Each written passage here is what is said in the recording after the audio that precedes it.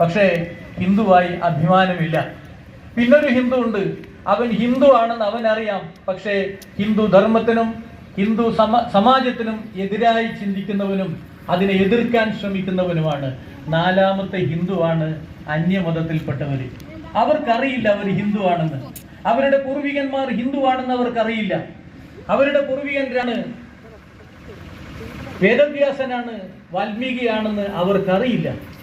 ആ അറിയാത്തവരുടെ ഇടയിലാണ് ഇന്ന് സംഘം പ്രവർത്തിക്കുന്നത്. നമ്മൾ ആദ്യം പ്രവർത്തിച്ചത് സംഘത്തെ അറിയാൻ ഏറ്റവും ശേഷിയുള്ള ഹിന്ദുവാണെന്ന് സംഘം പ്രവർത്തിച്ചത്. പിന്നെ പ്രവർത്തിച്ചത് ഹിന്ദുവാണ് പക്ഷേ വലിയ അഭിമാനമൊന്നുമില്ല, അങ്ങനെയുള്ളവരുടെ ഇടയിൽ സംഘം പ്രവർത്തിച്ചു. പിന്നീട് ഹിന്ദുവാണ് പക്ഷേ ഹിന്ദുവിനെ എതിർത്ത് സംസാരിക്കുന്നവരുടെ ഇടയിലും നമ്മൾ പ്രവർത്തിച്ചു. അവരെയും നമ്മളുടെ കൂടെ നിർത്തി ഇന്ന് നമ്മൾ കൂടെ നിർത്താൻ ശ്രമിക്കുന്നത് ഹിന്ദു എന്നറിയാത്ത പാവം ഹിന്ദുവിനെയാണ്. അവർ അന്യമതസ്ഥരായിട്ടുള്ള ആൾക്കാർ